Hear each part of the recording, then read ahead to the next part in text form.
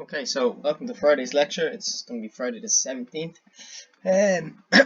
So we're on lecture 6, week 4, and we're continuing on with tree growth and underlying mechanics. Alright, so let's get right into it. Alright, so recap again. We've looked at Ireland's history and wood. We've looked a little bit about silviculture. We've talked about growth in forests. The scientific method was just covered. Wood use, so normal and innovative. That was covered in lecture 5, which was sent to you on Wednesday. And it's all available to you on your Solus, so you can go back and look at it again. Growth of wood is what we're going on to now. We're going to be looking deeper into photosynthesis, Phloem and Xylem tissue, the vascular cambium layer, and then the functions of all these different parts. Okay, so some of you will know what they are, some of you might not know what it is, but we're going to dive into it anyway and get a good understanding of it now. So before we go too far into the more complicated stuff, again, just looking back to your CBA.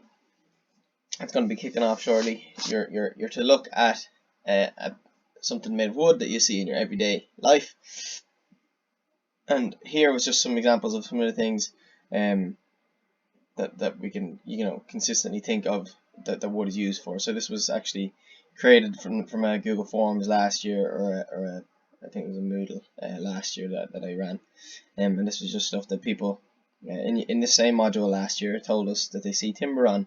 They see it on units, they see it in tables, frames, chairs, benches, attics, door frames, T-squares, hurls.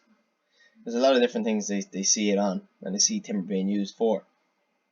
Alright, so it's up to you now to really kind of take initiative, have a look at one of these, use the guidelines from the NCCA that the lads are going to be talking to you about in the labs, and try and make a more in-depth understanding and make a kind of educated decision as to what object you want to pick, and show me why you think it's valuable and why you actually decided to do your CBA on that particular piece of material.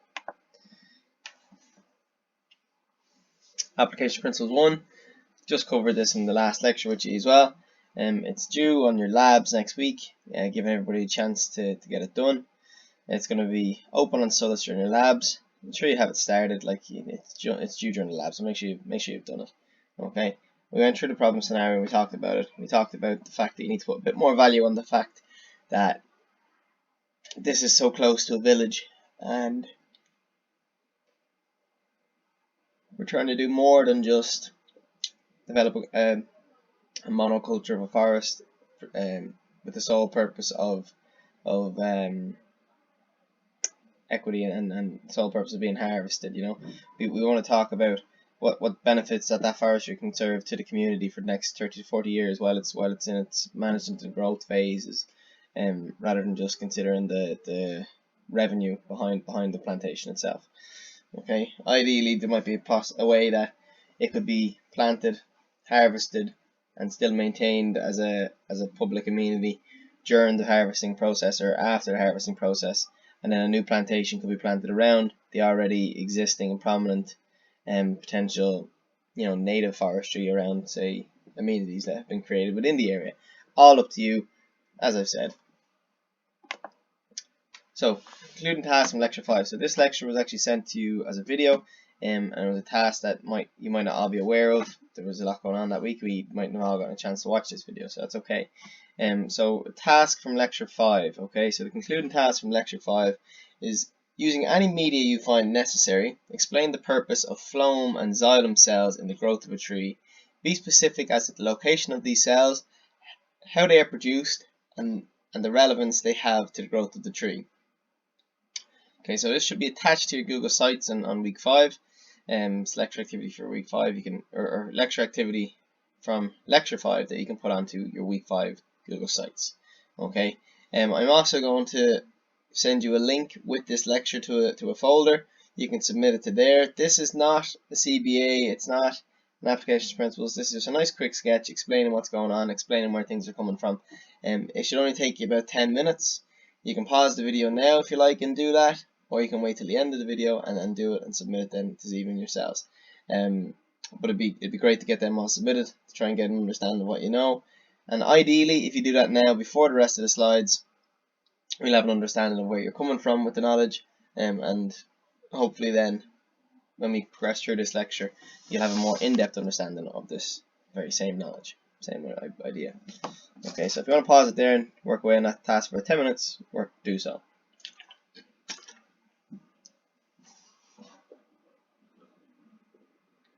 Okay, so I'm going to keep going here. Tree growth. So we started with this, we looked at it a little bit, and we're going to dive into it now in a bit more detail again.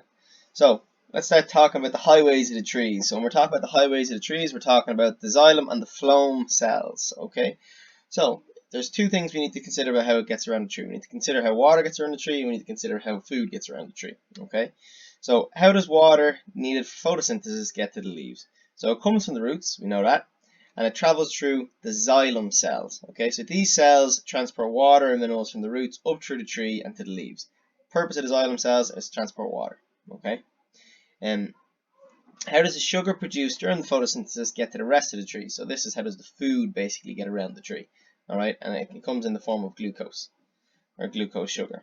Alright, so that will travel through the phloem cells. Okay, so these cells transport water and glucose produced as a result of photosynthesis in the leaves to the rest of the tree. Okay, it can't transport just solely glucose because it's too thick. However, transporting it through water makes it a lot easier to transport through the tree and creates what will be very similar to the sap of the tree, okay, or the moisture within the tree that you might find when you cut it down. Okay, so where are these cells produced? That's a question I'm putting to you now. So xylem cells and phloem cells, where are them cells produced? They're produced at a certain point, they're maintained, they grow, they move, they get repurposed, they die. They all have to start in a certain location. And that location is something that's important and we need to understand, because that is technically where the growth takes part in the tree. Okay, so that is the vascular cambium layer. Alright, so just having a little bit more of an in-depth look here at the xylem and phloem cells. This particular slide could be very useful for the activity there from lecture 5 that I just gave you 10 minutes to complete. Okay, so if we're looking and we're working from the left side across, we've got epidermis, we've cortex, we've pit, we've cambium, we've xylem, and we've phloem cells. Okay, so if we're looking at this image here on the left hand side, this is to represent the whole tree trunk. All right, epidermis would be the skin of the tree, you know, just inside the bark.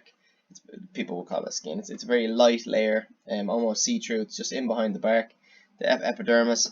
Cortex then is when we start getting into the body of the tree itself.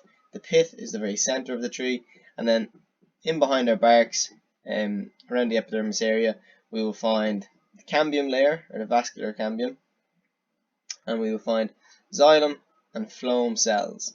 Xylem cells are towards the center of the tree, and phloem cells will be towards the bark of the tree. Okay, but all starting within that exact location, with the vascular cambium. Okay, so if we're looking here at our cambium here in the center, all right, this is where growth is taking part. So new xylem cells are being produced and new phloem cells are being produced. Okay, to the left we're looking at the center of the tree, and to the right we're looking out towards the bark side of things. Okay, so the xylem cells eventually become sapwood, progress their way through then and become heartwood as the tree grows. Our phloem cells will become different parts of the bark as it works its way through and is pushed to the outside as they grow. Okay, so dead phloem cells actually become the outer bark, given its protection. So it all has multi-purpose and multi-uses as it goes through its life cycle. So phloem on the outside, xylem cells, they're pointing in towards the center of the tree, showing you that xylem is in towards the actual fleshy material of the tree, so the actual timber itself. We've got our bark then, which is just dead phloem cells. So we've phloem, cambium zone, xylem, and late wood. So this cambium zone, or vascular cambium layer, is where all the growth initiates and where everything starts. So be it phloem cells or xylem cells, all come from this particular zone here in the center. Okay, so vascular cambium, the origin of tree growth. The production of phloem and xylem cells come from the vascular cambium layer. Xylem cells become sapwood and eventually become heartwood. Okay, so phloem cells become bark and cork, so structure within the bark. All right, so this image here is actually quite a good image explaining what's going on. All right, so it's a topic or a concept that until you actually look at it in more detail, you would have never assumed that this is how a tree grows. You know, people wouldn't automatically look at a tree and think this is what happens. You know, like when I know when you talk to first years originally, you ask them how does the water get up the tree. A lot of them will just think, oh, there's like a big pipe that goes up the middle of the tree and it sucks it all up through the roots and it brings it up to the leaves. You know, initially that is something people might think of, and then they might start to think a little bit more about the bark. And if you cut the bark all the way around, the tree could die. Why is that? Sure, if it's all going up through the center, why does the bark matter so much? The bark is where all the business goes down, as you'd imagine, or as you'd say, right? So we've got our vascular cambium layer in this location here, right? So that is where all the growth takes place. Any new xylem cells is added to the current xylem cells. So that means it starts to add to the sapwood, producing another annual ring. Okay? Winter growth and summer growth will affect the size of the vessel, size of the tracheids within these, and showing us annual rings and kind of growth periods, giving us our yearly growth rings within the center of the tree, or within the material of the tree, or the xylem material. Okay? So it's added to the outside. We know that the most outside layer is the youngest layer of the tree. Yeah, it's the youngest year. The smallest ring in the center of the annual rings will be the oldest year, or the first year the tree grew. Yeah. Phloem cells are very similar. Okay, so they are added in the opposite direction. Okay, so as they are used and as they grow, so they're produced in the vascular cambium, added to the vascular cambium towards the inner edge of the bark. As it does that, it pushes older phloem cells to the outside surface of the bark. These phloem cells, as they get to the most outer part of the bark, they become cork, they become what would be known as dead phloem. Okay, and is serving a secondary purpose of protecting the tree, or protecting basically the vascular cambium layer, allowing the tree to continue growth, protecting it from animals, protecting it from impacts, protecting it from the weather, to actually allow this to happen. So as the phloem moves out, it is dying, but it's not being left behind, it's not being wasted, it's serving a secondary purpose, whereas as the xylem is growing, it's being utilized as material and structure of the tree. Okay, so if you actually look back to this image here, if we're looking at this, if you follow through the layers here, it'll explain what's going on. So dark green is immature phloem cells, light green is cells of the vascular cambium. The white cells are the new cell produced by the cambium, and then red is the immature xylem cell. Okay, so when we're starting here, starting at our young stem, our young root system. So our light green is our vascular cambium layer, and we've got our sapwood, and we've got our phloem basically. So we've got xylem and phloem. Cambium layer, we still have one layer of xylem, and then we've added on a new layer of phloem. As that continues to grow, we keep adding more layers. So the important thing is the cambium layer isn't really moving. Okay, the cambium layer is always going to be there. We're adding to the outside, adding to the inside as we move along. Yeah, and eventually that outer layer of your phloem cells could potentially get knocked off. It'll wear away, but you know your bark is never going to be as deep as the rest of the tree, if you know what I mean. So it will wear away. It's not going to continue to build up and build up and build up. But this is the structure, and this is the method in which it does build up and how it grows. Okay. And again, if you wanted to zoom in here and look at a more scientific image, we have the vascular cambium layer, and we've got our two different types of cells growing on both sides of them. We've got our phloem cells and our xylem cells. We can really dig in and have a look now at the structure of the xylem cells and the phloem cells as we go through this. Okay, so again, this is a great image, very easy to understand. If there was color on this, it'd be fantastic. Okay, so if you wanted to reproduce something like this for your task from lecture 5 there, super. A couple of little notes or annotations around it explaining what's going on, no problem. That'd be a great image to have. Okay, tree autonomy. So this is an image that right now when you look at it seems quite complex, quite in detail, but still to a standard that you might potentially be able to give this to second years or third years when you start talking about wood science. You know, it's not in the kind of era of third level education where we're looking at kind of close-ups of cell structure, but it is giving us a very good understanding or basic concept of the different parts of the tree, the location of the different cells, and the purpose of the different cells, and where all these different cells come from and how they work.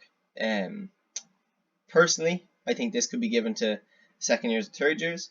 I think you could remove some areas from it. You could maybe remove some of the definitions from it and just use very simple headings and titles, and then let them kind of understand and investigate some of these things themselves. You know, growth rings, they're going to tell you what they are. They know what they are. You could remove the definition and let them investigate it themselves. Get a few samples of logs from somebody, bring them in, have them sand it up, get them to have a look at it, and take off a lump of bark from a tree and get them to investigate, like, what is it on the inside, how does it feel, where is it coming from, is it always this hard on the outside, why do younger trees have a smoother bark and the older trees have more cracked or more damaged bark, what's actually happening there, what can they see, what are they understanding. But this image gives them a good base layer, base understanding of the tree autonomy itself, so when they actually start to look at the annual rings, you get a good understanding of it. Same with us, we're looking at this in a more in-depth understanding or a more in-depth view, but it has to come from a basic understanding. If I just start to show you xylem and phloem cells, you might struggle to understand exactly where we're talking about. But we're talking about this cambium layer as being where all the growth takes place, the vascular cambium layer, which is right here. It's wafer thin. It's a very, very thin layer that's based just behind the bark, okay, and it's actually behind what would be called, some people will call it the bast. It's just behind that, and as we know now from what we've talked about, it's where our two main cells are getting grown from, our xylem cells being the sapwood material and our phloem cells being the bark material, okay. Xylem is for transporting water, and then phloem is for transporting glucose, okay.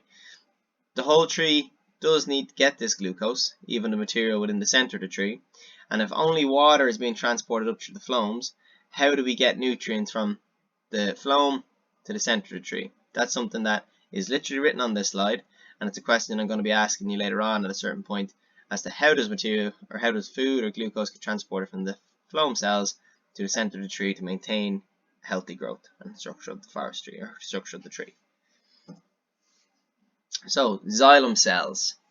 Okay, so xylems transports water and minerals to foliage of the tree. The important thing about xylem cells is it's a one-way system, okay? The water goes from the roots up to the leaves. It doesn't go up and come back down if it doesn't need it all. It just keeps going up. Okay, there's only a one-way system for this. Now, from the question we asked previously, and we got a bit of a shock with that one, I think. During the summer, there's more water traveling through the xylem because there's more foliage that needs water. Yeah, during the winter, when there's less foliage on the tree, especially if it's an angiosperm,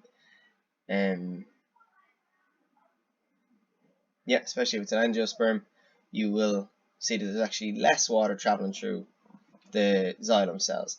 Xylem cells consist of two things. We've got vessels and we've got tracheids, okay? So these are important, and it's actually how we can identify different species of trees, be it an angiosperm or a gymnosperm, okay? So the xylem is a one-way system. It provides structure and strength to the tree, which makes sense. So xylems are going to become sapwood and heartwood, so it's given a structure and strength.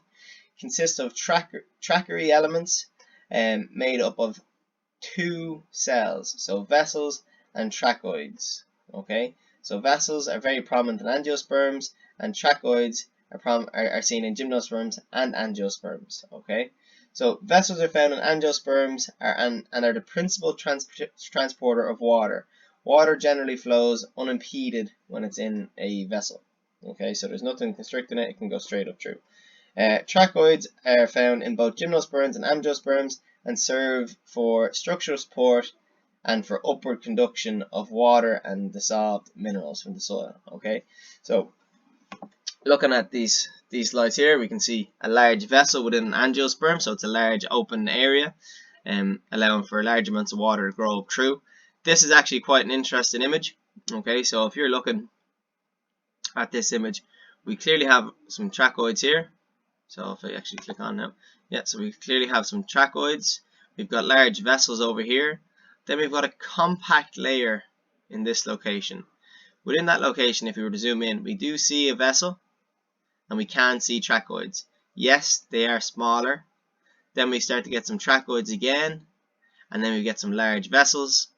Slow down to more tracheids, and then we'll have a more compressed or more dense layer of cells again. Okay, so this image is interesting, and I want you to try and understand this. Okay, so tracheids transport water, angiosperms transport water. Sorry, let me start that again. Tracheids transport water, and vessels transport water. Angiosperms are the only ones that will have a vessel. Okay, angiosperms are hardwoods that lose their leaves during the winter months. Okay. However, when the tree has no leaves, there's still a minimal amount of growth happening. So there's still tracheids seen within the tree during these winter months. So this more dense, compressed layer of cells is actually full of tracheids because material and moisture is still, or water is still being transported around the tree to maintain its health. Okay? But it's at a minimal amount. It's at a smaller amount. As the weather starts to increase and we start to develop buds on the tree and growth starts to occur again, the tracheids will get bigger. Okay? So the tree at this point is still only budding. It hasn't actually started to develop any massive amount of foliage, and there's no huge amount of growth taking place. So small tracheids. As the weather then gets warmer and our foliage develops, we come into a center point maybe in the middle of the summer when there's a lot of growth happening. We have a lot of foliage, we have a lot of sun, there's a lot of photosynthesis occurring, meaning that that particular tree needs a lot of water transported up through it. That's when we see the vessels develop within the cell structure. When these vessels develop, it allows for massive amounts of water to be transported up the tree to the foliage, allowing for a lot of food to be produced to be then transported back down through the phloem cells. Okay, so winter growth, spring, summer growth, autumn, winter growth.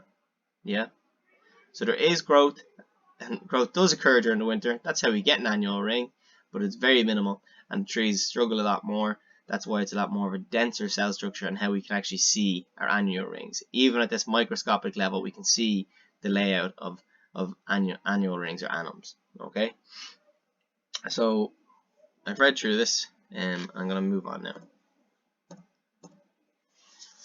Right, so vessels and tracheids. So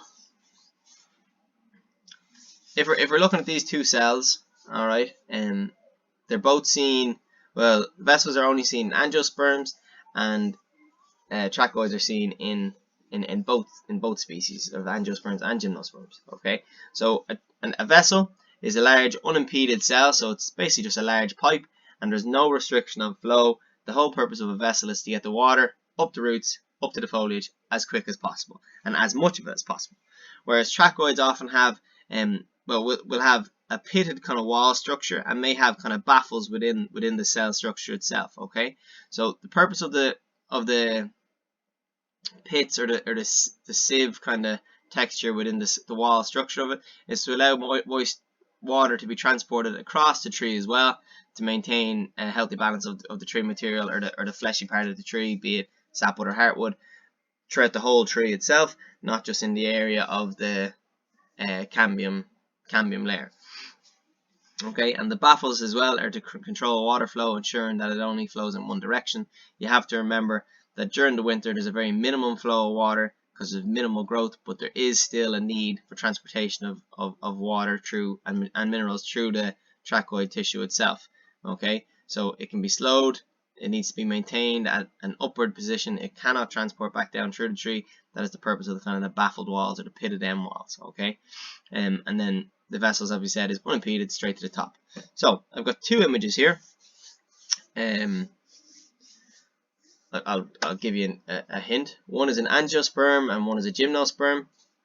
Some of you will be able to look at the end grain of these particular species and probably tell me what they are, or give me a good estimate as to what they are. What I want you to do is I want you to look at it, and I want you to take an understanding of what I just explained about angiosperms and vessels, and try and understand as to what's going on. What can we see? What species? What one of these two images is an angiosperm, and what one is a gymnosperm? Where do we see growth occurring? Where do we see it slowing? Which particular image might have vessels in it? Okay, so if you come back here and look at it, this image above here is a very consistent layer of growth. There's consistent summer growth, consistent winter growth, meaning that there's very minimal change in maybe the foliage or minimal change in the tree's ability to absorb minerals or moisture or create food for itself during its growth period. So you could also assume that because it's so consistent and we can only see tracheids, there's no large vessels even at this this scale. There's no large vessels for transporting water through the tree. We can assume that this is a gymnosperm. Okay, and if we look at this, you know, I'd imagine maybe this could be red deal, could be something along those lines. And then if we look down to this bottom sample, which is a piece of oak, within the summer growth here, we can see these large black spots. Okay, which oak can be kind of renowned for this kind of ability. All right, they are vessels, and they're transporting large amounts of water during summer growth, during points where the tree is growing very rapidly and needs the water transported up through them. Oak is a fantastic tree for being able to see these different parts when it talks about angiosperms. We can see vessels. The other thing we can also see are the Moderna rays, which is something that is used for transporting material or food from the phloem cells across through the sapwood and through the heartwood to maintain healthy structure of the tree itself. Okay, but we know about this if we think about when we talk of quarter sawn oak and what we see in that. You know, when we start talking about ray cells getting cut at an angle, we start to see silver grain appearing in quarter sawn oak floorboards and the likes of that. Okay, so just to flag it, doesn't have to be at a microstructure. You could literally take this board up in class, put it under your visualizer, and you could potentially explain this. Yes, this is a little bit complicated for students, but it isn't too far away. You know, you can explain this in a way that they understand it. You know, they do know what the phloem and xylem cells are. They will be covering that in science, so it can be a link, an intercurricular link between the two subjects. Okay, so looking now at the phloem cells. So we've looked at transporting water. Now we want to look at how we transport food to our tree. All right. So the phloem transports food and water around the tree in two directions. Okay.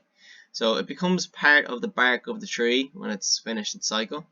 It consists of sieve tubes and companion cells. Okay. So the sieve-like nature allows for the transport of food around the tree. Okay, so it's transporting it up to the tree, and it's allowing it out through the sieve walls or through the holes in the side walls of the structure, transporting it across. Okay, the companion cells are actually kind of fibers that give it a structure and a strength in what it's doing. Okay, so phloem and xylem cells. So these are just two little sketches in comparison of what's going on, and basically just giving you a kind of a quick overview as to what the two cells do. This is not a detailed sketch. This is just a quick sketch explaining what's going on. Okay, so xylem cells, it's one way only. It transports water and material or minerals. There's no end walls between cells, and then it has a thick wall stiffened with lignin. Okay, so lignin is another thing we're going to be looking at a later time in the semester when we start thinking about furniture design and we start talking about steam bending. So what is lignin? What does xylem do? Xylem, we know, is giving us structure and transporting material. If the cell wall of xylem is made of lignin, lignin is almost like a natural glue or a natural kind of hardener or giving structure and rigidity to the material. When we heat this lignin, we can do a lot of amazing things based around steam bending, and I'm sure you'll have an opportunity to have a look at that at a later stage in UL, but we will talk about it at some point as well. Okay, so phloem vessels, then it's a two-way flow. It flows with water and food, and then cells have end walls with perforations, so it allows the material up and down through the tree, but it does have an end wall kind of helping reduce the flow or control the flow of the food and water through the tree, so the glucose and the water through the tree. If we look at a microstructure then, so again, this is very similar to the last image we were looking at. Alright, so we can see our annual rings. We can see our winter growth, very obviously, very clearly in these few lines here. We can see large vessels within this sample telling us that it's an angiosperm. And if we look at the side view here, alright, what we see are large tracheids and large vessels. Okay, so the vessel completely unimpeded, one large pipe the whole way along. We can see the structure of our tracheids where we might have a small tube area. We'll have a baffle wall, another tube going in the opposite direction, baffle wall, tube, baffle wall, tube. And these are solely for the purpose of transporting water through the tree and giving us structure and strength within the material. Okay, so again, back to our phloem tissue. This will become the bark of the tree. It's not giving us strength, it's not giving us structure. It's supporting the material, it's supporting growth on the tree, transporting food around the tree, and then when it's finished its job and it's pushed to the outer surface of the bark, it protects the tree and protects the growth area of the tree that we call the vascular cambium layer. Okay, so just a quick recap. This image shows us where all our growth is coming from, tells us what our phloem is doing. It's starting off as a sapwood, and then as the tree grows outwards, the sapwood will eventually become the heartwood. It's conducting water up through the root system, up to the foliage. Cambium layer divides in two ways through the center. The inner edge becomes xylem tissue, giving us structure and transporting water. The outer side will become the inner bark, or the bast, which is the phloem. This is not where growth takes place, this is where food is transported around the tree. And then we'll have the outer bark, and as that phloem layer is pushed out to the outer surface, it becomes then structural bark, given an internal cork structure, and then as that moves out, then it creates a hard, weatherproof shield, also defending from animals. The whole purpose of what they're defending, or the main target of what that phloem is defending, is the cambium vasculum layer, helping to maintain growth in the tree. If the bark is damaged, the cambium layer is damaged, growth cannot occur in that area. You might often find pieces of trees that have scars in them where the cambium layer has been damaged, and the phloem will actually die in that area and seal over and protect it. That can create then a defect within the material. It can create what's called a bark pocket within your material, and can reduce the quality of timber that you're actually going to harvest from that particular tree in the future. Or if it wasn't planted in the mindset of harvesting, it can potentially create a weak point and potentially cause rot and reduce the life cycle of the tree itself. These are all okay. Okay, perfect. So there will be more images like this. We will be going through it in a bit more detail later on. These are two really good images, and I hope you can get a good understanding of what we're seeing, even at a micro level rather than macroscopic level. And a microscopic structure, we can still see it. The conclusion then for today, so the link for today's lecture will be shared with you on Solus, and alongside that there's going to be a link for the Lecture 5 activity. Okay, so that link is to do with these 10 minutes that we had at the start of the lecture, where I wanted you to try and explain to me what phloem and xylem cells are in the wood and to be specific about the location. I just wanted to see where you lads are coming from with this, what knowledge you know, and then what we can build on from there. I'm sure if you've waited till the end of this lecture for completing that task, you should definitely know where the xylem and phloem cells come from and what both of them do. Okay, I know we did dive more into the xylem cells today and the structure of it, and I touched on certain things like lignin that we're going to have a look at in more detail in the coming weeks. Okay, so with that, lads, you can enjoy your weekend, and I will be talking to you again on Wednesday or on Thursday. If you have any issues, as always, don't be afraid to contact myself, either Edmund or Maria. Alright, so thank you very much and enjoy your weekend. Take care of yourselves.